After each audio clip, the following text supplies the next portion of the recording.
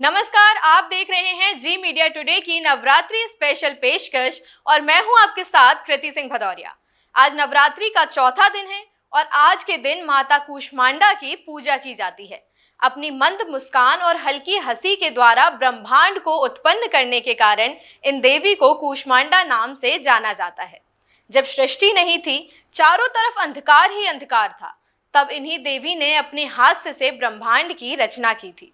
इसीलिए इन्हें सृष्टि की आदि स्वरूपा या आदि शक्ति कहा जाता है। इन देवी की 8 भुजाएं हैं, इसलिए ये अष्टभुजा कहलाई।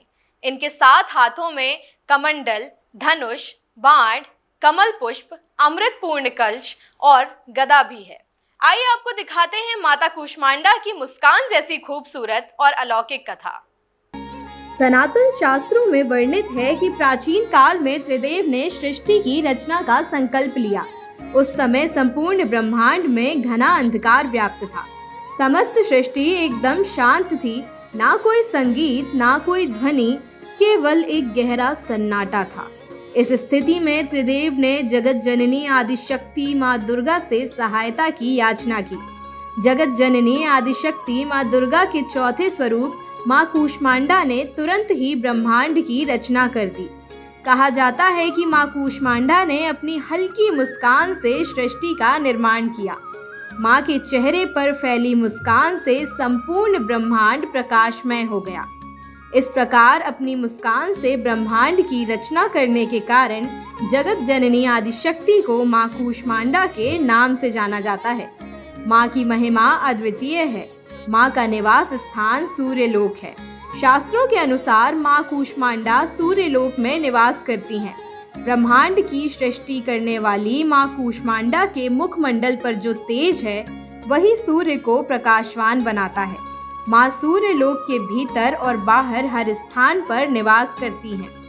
माँ के मुख पर एक तेजोमय आभा प्रकट होती है, जिससे समस्त जगत का कल्याण होता है। उन्होंने सूर्य के समान कांतिमय तेज का आवरण धारण किया हुआ है। ये तेज केवल जगत जननी आदिशक्ति माँ कूष्मांडा द्वारा ही संभव है। भगवती माँ कूष्मांडा की आराधना की जाती है।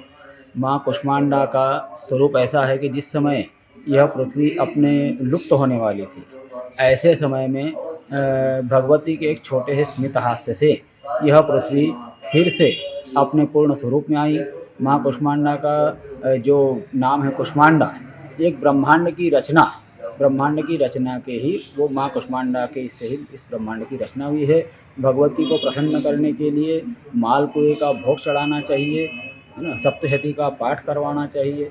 और यदि किसी को कोई बाधा या पीड़ा है, वो अपने ऊपर से पीली सरसों उतार करके यदि चौराहे पर डाल दे, उसकी सभी बाधाएं दूर हो जाती है। इसी दिन मालपुए का भोग भगवती को चढ़ावे, ब्राह्मणों को उसका दान करे और इसका प्रसाद बांटे, उनके सभी मनोरथ सिद्ध हो। देवी कूष्मांडा की पूजा में उनके मंत्र ओम कूष्मांडाय नमः का अधिक से अधिक जप करना चाहिए।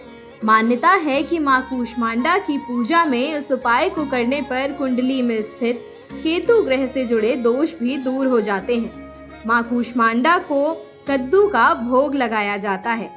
हिंदू मान्यता के अनुसार जिस प्रकार कद्दू में जीवनी शक्ति को बढ़ाने की ताकत होती है, उसी प्रकार देवी कूष्मांडा की पूजा करने पर साधक के भीतर शक्ति या फिर कहें ऊर्जा में वृद्धि हो जाती है। नवरात्रि के चौथे दिन माँ के स्वरूप के समक्ष मालपुए का भोग लगाना चाहिए। तत्पश्चात इस प्रसाद को दान करें एवं साथ में खुद भी ग्रहण करें। ऐसा करने से भक्तों की बुद्धि का विकास होने के साथ साथ निर्णय क्षमता भी तेज होती है। माता कूष्मांडा की पूजा करने से अनन्य लाभ मिलते हैं। माता अपने सभी भक्तों को भरपूर आशीर्वाद देती हैं और माता रानी की कृपा से उनके सभी भक्तों पर बहुत कृपा बरसती है। साथ में ये भी बताया गया कि वैदिक ज्योतिष में देवी का संबंध बहुत ही विशेष है, क्योंकि ज्योतिष में सूर्य ग्रह का संबंध माँ कूष्मांडा से माना गया है। सूर्य ग्रह शक्ति, ऊर्जा, आत्मसंकल्प और सफलता का प्रतिनिधित्व करता है। देवी कूष्मांडा की पूजा करके सूर्य ग्रह को शुभ करते हुए उसके सकारात्मक गुणों को मजबूत किया जा सकता है।